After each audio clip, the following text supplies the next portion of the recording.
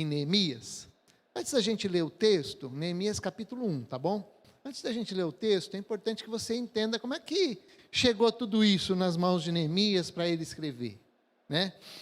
Então, no século 7 e 6 antes de Cristo, lembrando que naquela época a contagem era, naquela época não, né?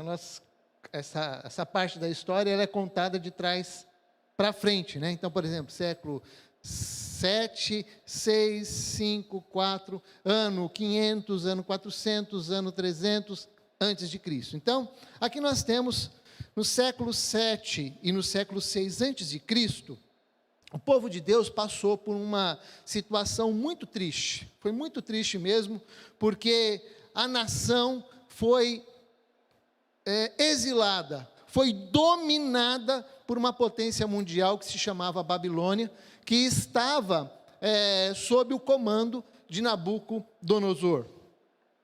E aí, no ano 604 antes de Cristo, Jeoaquim, ele se tornou forçosamente dependente da Babilônia. Em 598, aconteceu então o primeiro exílio. Então, muitas pessoas foram deportadas de Judá, de Jerusalém, até a Babilônia, foram levados como escravos. E aí houve uma segunda deportação, que foi em 598, melhor, em 597. Isso está lá em 2 Reis, capítulo 24, de 8 a 17, 2 Crônicas 36, de 9 a 10. E ali diz que o rei, se não me falha a memória agora, esqueci de anotar aqui, se não me falha a memória, não, Joaquim, ele se vendeu para o rei da Babilônia. Como que ele se vendeu? Ele mandou os tesouros do templo, ele também mandou 10.000 pessoas de Jerusalém para a Babilônia, e eram 10.000 pessoas assim, de influência, eram líderes, eram gente de bons profissionais, artesãos, artífices. Então, todos eles foram levados. Isso a gente encontra lá em 2 Reis, capítulo 24, de 12 a 14. E aí, em meados de 586 a.C., Jerusalém foi praticamente destruída. O templo do Senhor foi destruído pelo fogo, o palácio real foi destruído também, alguns edifícios importantes também foram incendiados, os muros foram destruídos, os portões foram queimados, e boa parte da população foi levada também para a Babilônia, restando apenas ali em Judá e em Jerusalém, ali naquela cidade, somente as famílias mais pobres, aquelas pessoas que não tinham muita expressão, que eram pessoas financeiramente, culturalmente fraquinhas, vamos chamar assim, iletradas, enfim, pessoas que ficaram ali, outras pessoas até idosas, ficaram ali em Jerusalém, e a cidade, o povo foi totalmente enfraquecido, e o povo que estava no cativeiro também sofreu muito. Nós vemos isso lá em 2 Reis 24, de 18 a 25, 2 Crônicas 36, de 11 a 23. Segundo Crônicas 36, conta que Deus havia advertido aquele povo. O povo foi advertido várias vezes, mas diz a palavra que Deus sempre teve compaixão do seu povo, mas aquele povo zombava de Deus, zombava dos mensageiros de Deus, e aí não deu mais, a ira de Deus caiu sobre aquele povo, e com isso então veio o exílio total, não houve remédio mais para aquele povo, e o Senhor levantou contra eles o rei da Babilônia. Eu quero abrir um parênteses aqui e lembrar que Deus é soberano, e muitas vezes Ele trata conosco, e Ele tratou com o seu povo, utilizando um povo inimigo, para corrigir aquele seu povo. O livro do profeta Daniel destaca que Babilônia era profundamente agressiva com o povo de Deus. Não agressiva exatamente fisicamente, mas agressiva, por exemplo, com a sua religião, com os seus próprios nomes. Se você ler o livro de Daniel, você vai ler lá que o nome de Daniel se tornou Beltesazar. E aí nós temos os outros lá, que eu não me lembro os nomes, mas eles levaram o nome de Sadraque, Mesaque e Abidnego. Ou seja, as pessoas que foram para a Babilônia, até mesmo os seus nomes foram mudados. A sua identidade, a identidade religiosa daquele povo foi contaminada, foi sujada, se assim podemos dizer. E foi realmente um exílio muito agressivo. O Salmo 137 mostra que aquele povo, o povo de Deus já exilado, estava profundamente arrependido, chorando, tristonho, vamos dizer assim. Salmo 137 diz assim: junto aos rios da Babilônia, nós nos sentamos e choramos com saudades de Sião. Então, irmãos, Deus é paciente, Deus é misericordioso. No entanto, se não existe arrependimento, quando a desobediência e a decisão de seguir o seu próprio caminho prevalece, Deus trata soberanamente com o seu povo. E eu não estou aqui lançando praga, nada disso, não é essa a minha intenção, mas eu quero dizer para você que quando nós caminhamos em desobediência com o Senhor, nós estamos sim sujeitos a, infelizmente, ter a mão do Senhor pesando sobre nós. É verdade, nosso Deus, Ele é paciente, nosso Deus, Ele é amoroso, Ele nos ama, mas em alguns momentos da história, às vezes Ele precisa pesar a mão na vida do seu povo, e Ele pesou a mão na vida daquele povo. O domínio de Babilônia, da Babilônia e o exílio, eles duraram cerca de 70 anos, e aí, lá por volta de 538 antes de Cristo, surgiu um rei da Pérsia, Ciro, o Grande, e ele então vence, domina a Babilônia, e ele então permite que o povo volte do exílio para a sua terra. Por quê? Porque Ciro e também a Pérsia, né, no caso, tinha uma política mais respeitadora, vamos dizer assim. Então ele permite que o povo não somente volte, mas também ele permite que o povo reconstrua o templo, reconstrua os muros, a fim de que, de novo, aquele povo recuperasse a sua identidade. Claro, mais uma vez, a mão soberana de Deus estava agindo na vida daquele povo. O exílio deixou profundas marcas no povo hebreu. Foram 70 anos. 70 anos em que uma população pequena e pobre ficou lá em Judá, e 70 anos que muitas pessoas ficaram fora, lá na Babilônia, com saudade, alguns até esqueceram a sua própria língua. O povo que estava lá em Judá era pobre, ficou mais pobre ainda. O povo que chegou lá da Babilônia chegou desgastado, chegou sem mais as suas origens, vamos dizer assim, perdeu as suas características.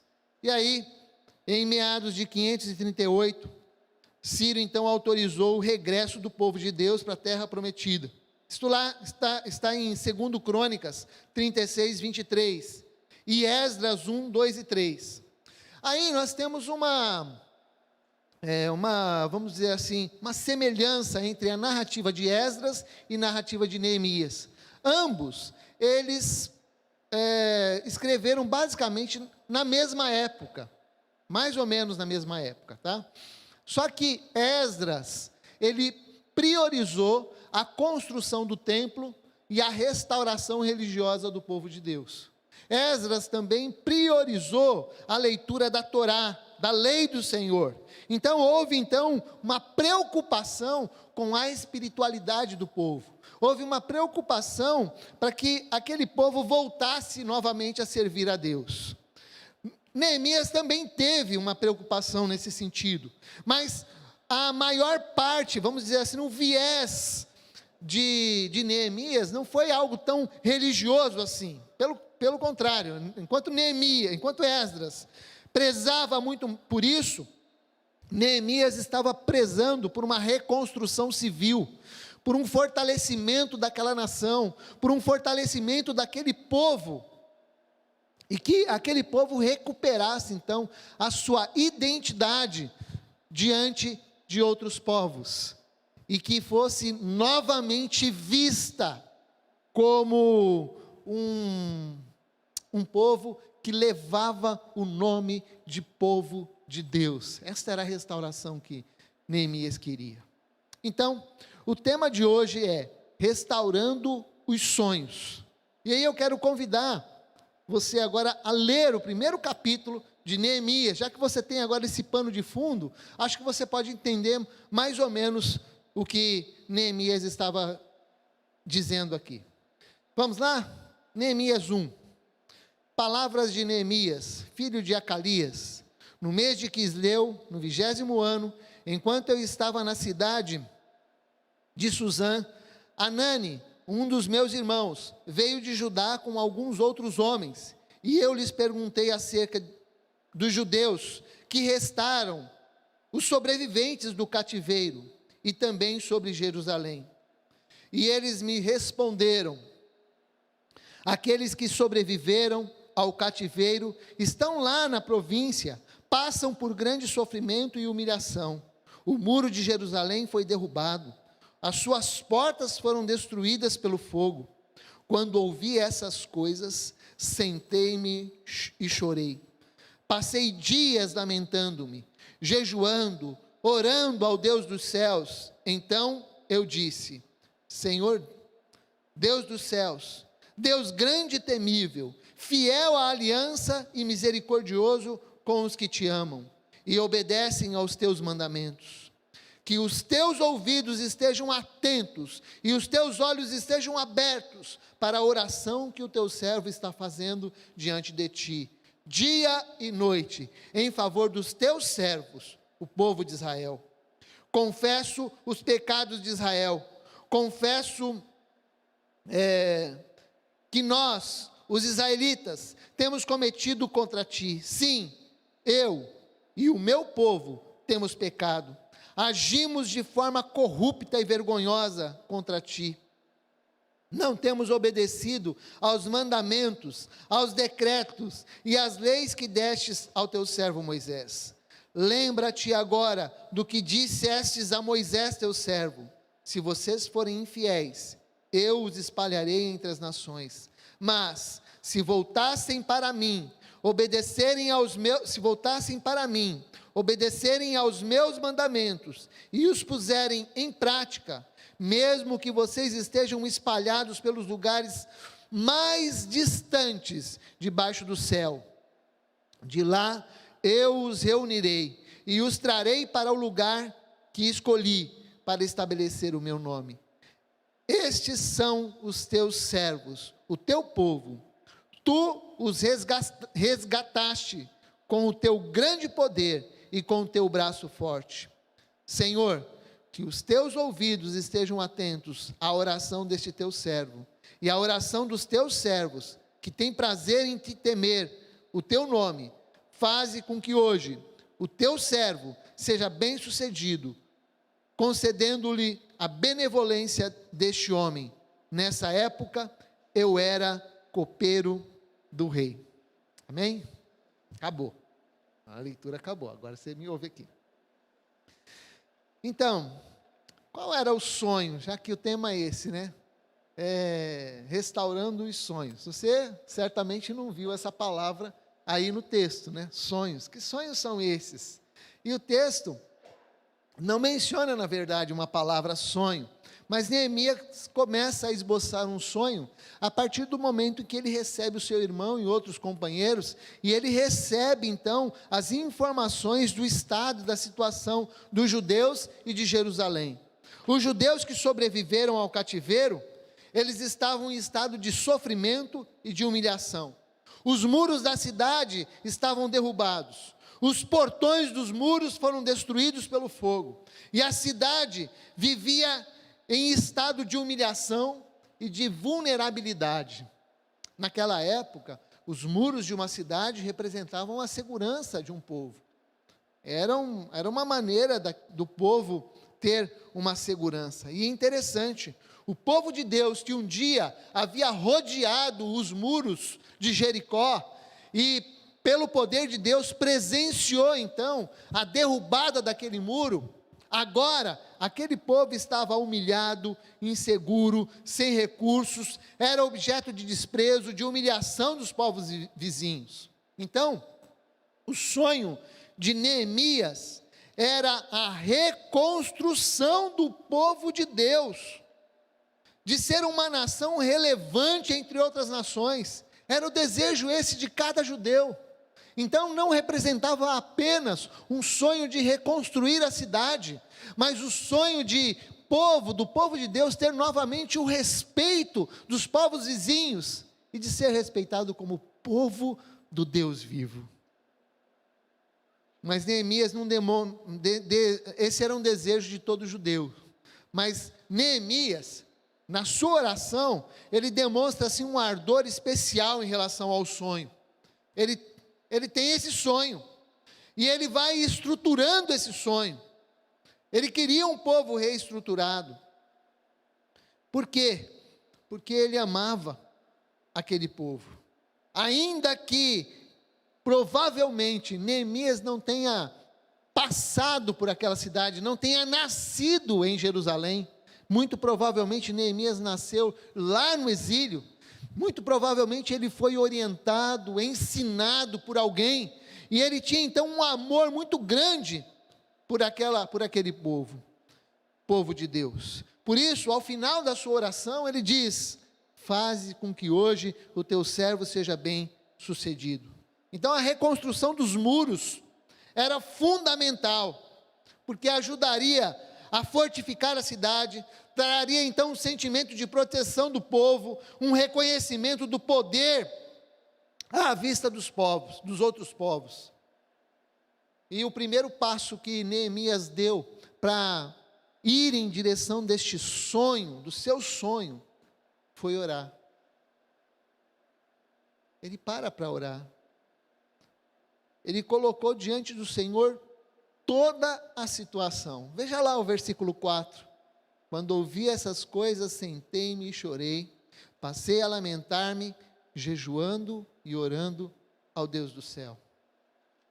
Meus irmãos, eu quero lembrar que a oração é a melhor ferramenta para expor os nossos sonhos, os nossos planos e também até mesmo aquelas pessoas que estão ao nosso redor. A oração é a melhor ferramenta para colocar diante de Deus o nosso coração exposto, as nossas vontades, desejos e, sobretudo, o nosso alvo, os nossos objetivos. Mas muitas vezes nós trocamos a oração pela murmuração. Trocamos a oração pela ansiedade. Deixamos de confiar os sonhos e planos a Deus para confiá-los aos nossos próprios esforços. Com orgulho, muitas vezes, nós queremos alcançar os nossos alvos sem depender de Deus. E isso, de algumas vezes, é uma forma meio que, vamos chamar assim, involuntária. É alguma coisa que faz parte da nossa carne.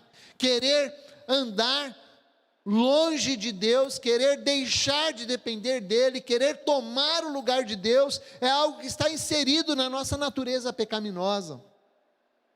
Mas a oração é a melhor ferramenta para expor os sonhos e os planos do nosso coração. E Neemias lançou mão da oração para expor o seu sonho. Então eu quero convidar você a olhar agora para esse texto e ver como Neemias orou. Ver como que Neemias apresentou os seus sonhos diante do Senhor. Como Neemias expôs então os seus sonhos em oração. Em primeiro lugar, Neemias demonstrou conhecer a Deus e o seu povo. Veja aí o versículos 8, ou melhor, os versículos 5 e 7. Versículos 5 e 7 nós lemos assim: então eu disse, Senhor, Deus dos céus, grande e temível, fiel à aliança e misericordioso com os que te amam e obedecem os teus mandamentos. Que os teus ouvidos estejam atentos e os teus olhos estejam abertos para a oração que o teu servo está fazendo diante de ti, dia e noite. Obrigado, você tem um coração muito bom.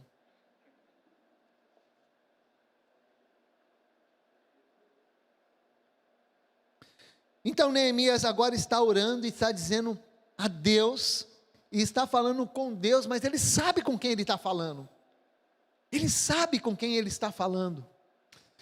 E é legal a gente saber com quem a gente está falando, não é verdade? Olha o que ele fala aqui. Ponto de partida dele é uma oração que foi afirmar quem é Deus. E ele diz, Deus dos céus. Ele reconhece que Deus é o Criador acima de toda a criação. Ele continua dizendo, Deus grande e temível, afirmando que a mão do Senhor era poderosa e pesa também para fazer justiça. Diz ainda que Ele é fiel à aliança. Deus, Tu és fiel à aliança. Já cantou aquela música, Tu és fiel, Senhor, meu Pai Celeste? Já cantou essa música? Eu também, eu gosto muito dela. E aí a gente canta, Tu és fiel, Senhor, Tu és fiel, Senhor, fiel a mim. Eu não quero estragar a música, mas antes de Deus ser fiel a mim, Ele é fiel a Ele mesmo, porque Ele tem um caráter e Ele não muda. Timóteo diz que se nós formos infiéis, Ele permanece fiel. Então Ele é fiel a Ele mesmo. Então quando você estiver cantando essa música, eu não quero estragar a música, mas lembra que antes dele ser fiel a você, Ele é fiel a Ele mesmo.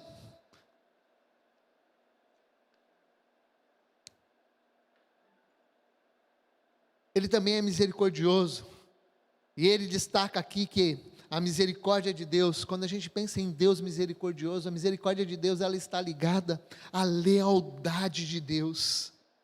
Porque Deus é leal, Ele é leal com aqueles que se arrependem, Ele é leal com aqueles que se apresentam contritos diante dEle. Salmo 51, se não me falha a memória, 17, diz que há um coração contrito, há um coração que se derrama diante de Deus, Ele não resiste. Se tem alguma coisa que comove, se posso dizer assim, se tem alguma coisa que toca o coração de Deus, é um coração quebrantado, é um coração que está disposto, querendo mudar, querendo voltar-se para Ele. Deus deseja ver isso no seu povo. Ele é um Deus misericordioso. Nossas orações precisam ser submetidas a Deus, a um Deus soberano, a um Deus fiel, a um Deus misericordioso. Quando a gente conhece alguém, quando nós sabemos quem é esse alguém, nós sabemos como pedir, não é? Não é assim que teu filho faz, que as minhas fazem assim. Quando elas querem produto de beleza, elas procuram a mãe. Que eu falo assim, não, você já está tão bonita, tá bom assim. Então elas procuram a mãe. Mas quando elas querem alguma coisa assim, né, comida, por exemplo, aí elas procuram o pai. Aí eu falo, coitadinha da menina, eu não vou deixar a menina passando vontade. E aí é comigo. Então cada um vai sabendo, mas no caso de Deus, tem uma sabedoria perfeita, Ele conhece, e Neemias então sabe com quem ele está falando. Neemias conhece o Deus com quem ele fala. Muitas orações não são atendidas por falta de conhecimento de Deus, por falta de saber o que Deus aprova ou desaprova. Neemias estava apresentando a sua oração a um Deus conhecido. Na verdade, quem deveria estar aqui hoje era o Rafael, e parte desse esboço é do Rafael. E o Rafael contou para mim, no texto, eu não coloquei aqui, mas acho que vale a pena compartilhar. Diz que alguém procurou ele assim, disse assim, cara, estou gostando de uma mina que é casada, o que você acha, posso orar a Deus por isso? E aí Rafael olha para ele e fala assim, cara, se tu conhecesse o Deus que você serve, você jamais faria nenhuma pergunta como essa.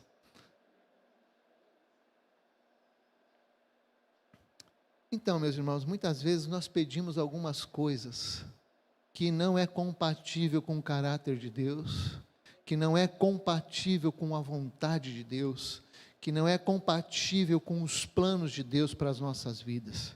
E por isso, muitas vezes, nós recebemos um não de plano, de pronto, sem que Deus tenha até, digamos assim, de pensar na resposta, porque a oração foi uma oração infeliz, podemos dizer assim. Sua oração também tinha, antes disso, gostaria de lembrar você, que a nossa oração, ela precisa ser feita de acordo com a vontade de Deus, e está aí o valor de nós conhecermos o Deus que nós servimos, de nós conhecermos a sua palavra, porque aí vão existir coisas que vai dizer assim, nem vou orar sobre isso, teria vergonha de colocar uma questão dessa diante do Senhor. Então, busque conhecer ao Deus que você serve, para que você ore de maneira correta diante do Senhor. A oração também de Neemias tinha um tom de adoração. É importante que as nossas orações também tenham isso. O Neto estava falando aqui que ele tem o dom de cantar, e é verdade, e eu confesso que é muito mais fácil nós adorarmos a Deus através da música, quando nós cantamos, quando nós falamos, seja no carro, tomando banho, aqui, em outro lugar, cantar e falar a Deus o que Ele é, falar da sua bondade, da sua misericórdia, é muito bom através da música, mas nós precisamos adorar a Deus também através da oração, dizer quem Ele é para nós, dizer que nós dependemos dEle, dizer que nós não seríamos nada sem Ele. Ele já sabe disso, mas nós precisamos, quando nós oramos, e vamos a Deus em atitude de adoração, não como um protocolo, porque às vezes a gente quer fazer assim, né? Não, vou chegar, vou fazer um pedido para Deus, mas antes eu vou dizer que Ele é bom, antes eu vou dizer que Ele é misericordioso, tu sabes, Senhor, e aí depois, pá, entra com a lista de pedidos, né?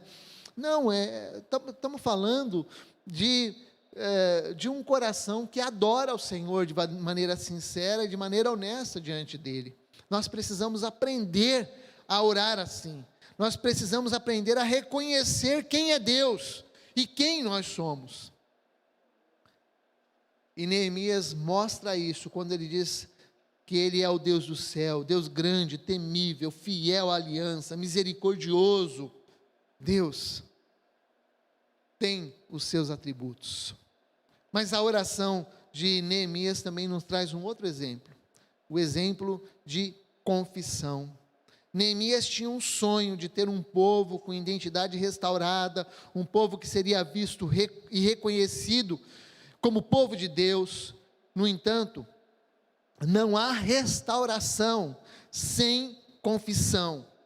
E interessante que Neemias aqui, ele confessa, colocando no plural, versículo 7 diz, agimos de forma corrupta, de forma vergonhosa contra ti, não temos obedecido aos teus mandamentos, aos teus decretos, e à lei que destes ao teu servo Moisés.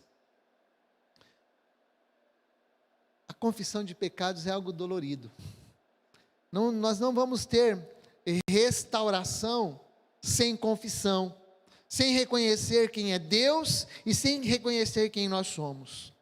Então, igreja, se nós quisermos viver um processo de restauração, nós temos que reconhecer o que precisa ser restaurado. Isso é confissão. Reconhecer o que está errado, o que está com defeito. E olha, deixa eu abrir um parênteses aqui. Quando você falar da sua igreja, não fale a igreja, se inclua nela, porque você faz parte dela. Muitas vezes a gente joga as coisas assim, a igreja. Não, mas eu faço parte dela. Outro dia estava conversando com o Fábio Sato, e ele disse que viveu lá um problema na família dele e foi preciso doadores de sangue. Então, ele recebe a notícia, está lá no hospital, ele recebe a notícia de que alguém da igreja estava lá. E foi interessante o que ele disse. Ele disse o seguinte: quando ele recebe a notícia de que alguém da igreja estava lá, ele diz: glória a Deus, a igreja está aqui. E muitas vezes a gente, naquele tom de murmuração, responde assim: ah, só o fulano veio me ver. Não, a igreja veio, porque é a pessoa que foi tocada pelo Senhor, que faz parte do corpo de Cristo, está lá para te ajudar, está lá para te consolar, está lá para ser bênção na sua vida. A igreja está lá. Então, igreja, nós, fechando esse parênteses, nós precisamos ver, identificar aquilo que é defeito em nossas vidas. Restauração tem a ver com reforma. Quando a gente vai reformar a nossa casa, é aquele quebra-quebra, né? Aquela poseira toda. O pedreiro chega, a gente recebe ele com alegria, mas enquanto ele está lá, a gente chora, porque não vê a hora dele ir embora. Então diz que pedreiro são duas alegrias, né? Quando ele chega e depois quando ele vai embora, né? O pó e tudo mais. Mas mais que isso, quando a gente vai reformar alguma coisa, a gente precisa identificar aquilo que precisa ser trocado, aquilo que está quebrado. Depois disso, a gente precisa comprar e trazer alguma coisa que seja adequada para colocar no lugar daquilo. E aí vai, de acordo com o nosso orçamento, de acordo com o gosto da casa, enfim. E também algo que esteja de acordo com a lei. Assim também é a reforma, ou é a restauração que Deus quer fazer em nós. Nós precisamos identificar o que está errado, precisamos confessar o que está errado, precisamos jogar fora o que está errado, e depois precisamos colocar aquilo que é certo, fazer o que é certo. E isso também dói, porque fazer aquilo que está de acordo com a vontade de Deus também dói, requer esforço, requer abrir mão de algumas coisas. Então eu quero convidar a igreja para esse desafio de restauração, que nos levará ao desafio de reconhecimento, de ação e de confissão dos nossos pecados. Por isso, primeira coisa que nós devemos fazer com os nossos sonhos, com os nossos propósitos, seja como igreja, seja de maneira pessoal, é levar a Cristo em oração, levar a Deus em oração a nossa petição. Segundo lugar, a oração precisa caminhar com a palavra de Deus. Já falamos que precisamos orar segundo a vontade de Deus, mas veja como Neemias tem esse cuidado de orar segundo a vontade de Deus. Versículos 8 e 9 diz assim: lembra-te agora do que dissestes a Moisés, teu servo, se vocês forem infiéis, eu os espalharei entre as nações, mas se voltarem para mim, obedecerem aos meus mandamentos e os puserem em prática, mesmo que vocês estejam espalhados pelos lugares mais distantes debaixo do céu, de lá eu os reunirei e os tirarei para o lugar que escolhi para estabelecer o meu nome. Então, Neemias, ele não está orando alguma coisa que veio na cabeça dele. Fiz uma poesia hoje, Deus, que legal. Não, ele está fazendo menção a Deuteronômio capítulo 4, 27 e Deuteronômio capítulo 30, de 1 a 5. Ele está dizendo, olha, a desobediência do povo de Deus foi a causa do exílio, mas se o seu povo voltar-se ao Senhor com um coração disposto a obedecer, certamente a restauração acontecerá. Então há uma verdade aqui, muito simples: orações e sonhos precisam estar em harmonia com a palavra de Deus. Se não estiver em harmonia com a palavra de Deus, então é melhor você parar de orar, porque você está recalcitrando contra os aguilhões, como diz lá em Atos. Você está indo de encontro, ou dando, vamos colocar numa maneira mais atual, você está dando um murro em ponta de faca. Quando nós oramos de acordo com a vontade de Deus, aí sim, nós estamos nos juntando ao coração do Senhor. Neemias recorreu às promessas de Deus. não para alcançar benefícios próprios para si, mas ele ora visando a restauração do povo de Deus. Promessas de Deus estão atreladas aos mandamentos do próprio Deus. Então esses versos nos lembram que se nós quisermos caminhar juntos, em aliança com Deus, nós precisamos concordar com Deus, nós precisamos andar de acordo com a palavra de Deus. Amós capítulo 3, versículo 3 diz assim: andarão dois juntos, se não estiverem de acordo? Terceiro passo, na nossa oração, aí sim, notem que parece que ele dá uma volta, né, grande, né? Primeiro ele adora ao Senhor, confessa os seus pecados, depois ele vem, menciona, embasa o seu pedido, dizendo: olha, está vendo? Se lá atrás o Senhor disse que se nós desobedecêssemos, e se depois nós nos arrependêssemos, o Senhor ia juntar de novo o povo. Então agora, Neemias expõe a sua oração. Ela ainda não está muito clara, mas com o decorrer do livro, você vai perceber que Neemias realmente tinha o sonho de não apenas edificar os muros, mas de restaurar um povo, de ter um povo restaurado diante do Senhor. Versículos 10 e 11 diz assim: estes são os teus servos, o teu povo, tu o resgatastes com o teu grande poder e com o teu braço forte.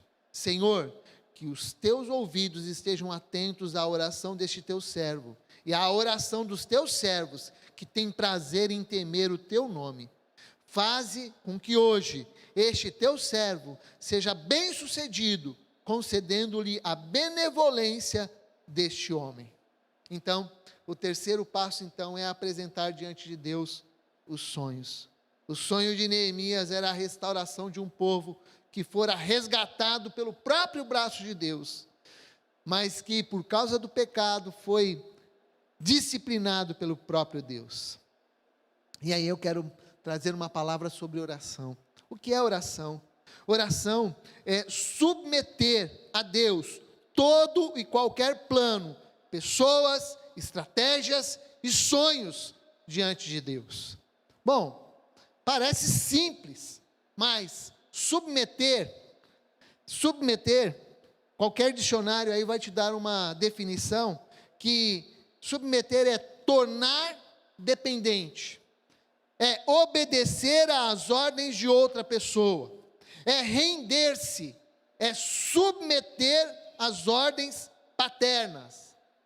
Bom, eu já sabia, pastor, que submeter é isso, mas muitas vezes a nossa atitude não é uma atitude de sujeitar a Deus a nossa oração. Muitas vezes, o que nós fazemos é pegar o nosso problema e levar a Deus. E nós levamos o nosso problema a Deus. Só que quando nós saímos, eu não vou puxar para não quebrar o microfone, né? Nós puxamos o nosso problema, puxamos o nosso motivo de oração e levamos conosco de novo. Essa é a nossa tendência humana. Você faz isso? Eu faço. Eu luto com isso. Eu tenho ansiedades no meu coração, eu tenho coisas borbulhando dentro de mim que estão ali, eu quero, Senhor, deixar no teu altar, mas eu oro e choro diante do Senhor, digo: Deus, por favor, está aqui. Mas eu saio e vem comigo. Então a gente sabe o que é submeter a Deus um assunto em oração, mas a gente sabe que na verdade deixar no altar de Deus não é tão simples como a palavra que nós demos a definição aqui né? É fácil definir a palavra, mas é difícil viver a palavra de submeter a Deus em oração, em atitude de adoração e contrição, sabendo que ele estava pedindo algo que estava em sintonia com a vontade de Deus. Neemias então submeteu os seus sonhos a Deus. Seria tão bom se o povo de Deus voltasse a ser conhecido e respeitado como povo de Deus. Talvez fosse essa a síntese da oração de Neemias. Não era apenas reconstruir muros, mas ter um povo com uma nova, ou melhor, de novo com a identidade de povo de Deus. Quero concluir dizendo que entre os capítulos 1 e 2, nós temos um espaço de mais ou menos 3 ou 4 meses. Então, é tão fácil, né? A gente pula do primeiro para o segundo, mas só essa linha aí tem 3 a 4 meses de tempo. E Neemias já estava orando e buscando, de repente, um momento certo para colocar diante do rei, porque o texto diz que nessa época eu era copeiro do rei. Qual era a função do copeiro do rei? O copeiro do rei, além de servir a bebida lá, as coisas para o rei, ele também tinha a tarefa de experimentar. E para ver, né? Eu tomava lá um pouquinho, o rei esperava um pouquinho, uns 15 minutos, aí, você está vivo, então eu vou tomar. Era mais ou menos essa a função do Neemias. Mas, pelo fato de ser copeiro do rei, ele tinha o privilégio de se aproximar do rei, privilégio que muitas pessoas não tinham. E então, de certa forma, muito provavelmente isso lhe dava uma proximidade e provavelmente tenha gerado até mesmo uma proximidade de amizade mesmo.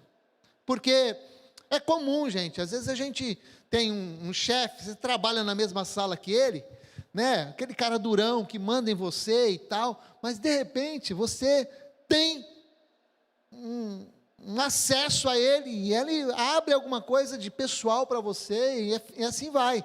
Porque há uma proximidade, são duas pessoas que estão ali, não é só um rei e um súdito, é uma pessoa e outra pessoa. E Neemias então coloca isso diante do Senhor, concede. Muito provavelmente ele está falando aqui, olha, eu preciso ter a benevolência do rei em meu favor. Então, ele ora e deixa um altar de Deus. Esse é o teor do capítulo 1. E aí, diante disso, eu quero trazer algumas aplicações simples, breves, para nós encerrarmos aqui.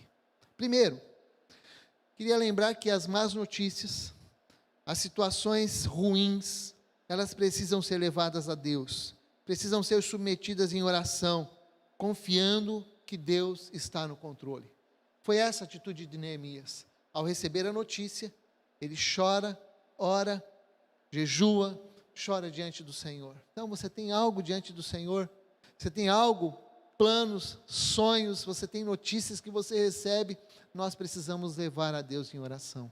Há um hino do cantor, do inário cristão, ou do cantor cristão, que diz: em Jesus amigo temos, mais chegados que um irmão, ele manda que levemos tudo a Deus em oração. Então, aprendamos a levar as coisas diante de Deus, diante do Senhor. Segundo lugar, outro princípio importante, que as orações precisam estar em harmonia com Deus e a sua vontade. Aprenda isso, coloca isso no seu coração.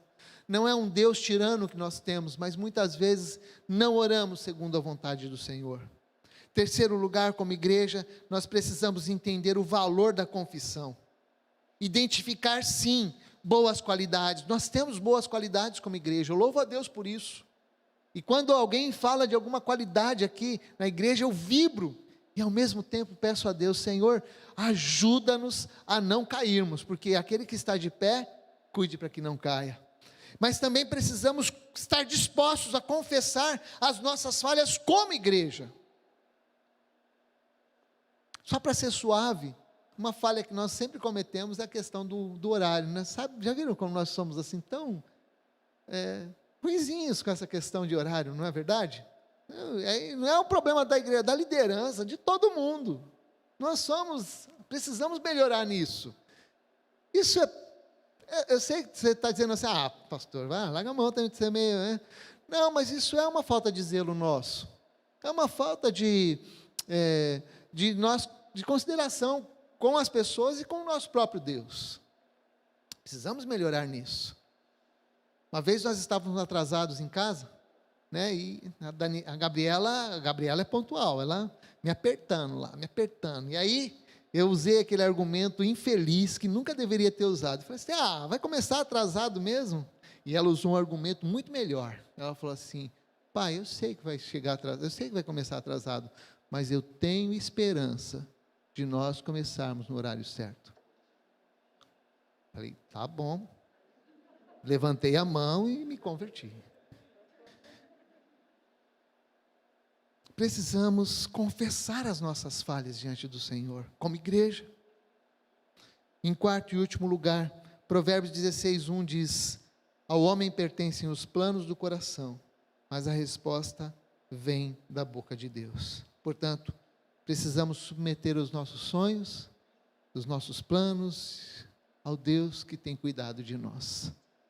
Que seja assim, neste tempo, seja assim como igreja, povo de Deus, sejamos igreja que submete os sonhos e planos. Eu tenho sonhos sim, de ver esta igreja abençoadora. Nós temos visto que a igreja realmente é um celeiro de líderes, louvado seja Deus por isso, mas Deus, nós queremos usar tudo isso, nós queremos que seja bênção, nós queremos ganhar a nossa cidade, queremos. Então nós precisamos submeter esses sonhos diante do Senhor, para não fazermos com as nossas próprias forças, mas no temor e na dependência do Senhor. Posso orar com você? Você já deve estar cansado de estar sentado, por favor fique de pé, nós vamos orar.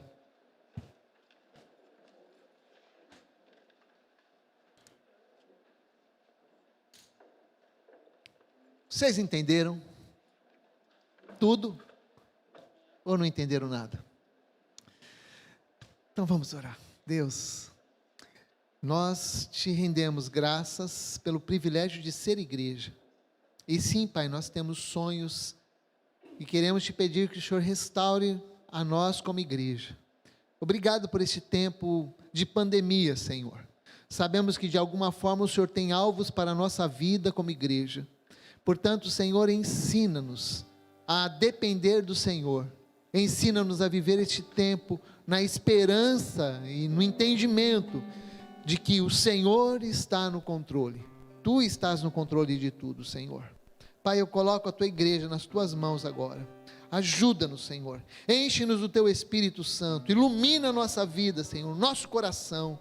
Faz de nós uma igreja que te ame, uma igreja que te sirva de todo o coração, Senhor.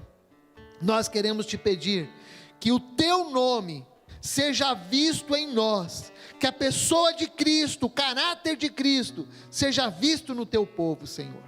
Que seja assim, em nome de Jesus. Amém, Senhor. Amém.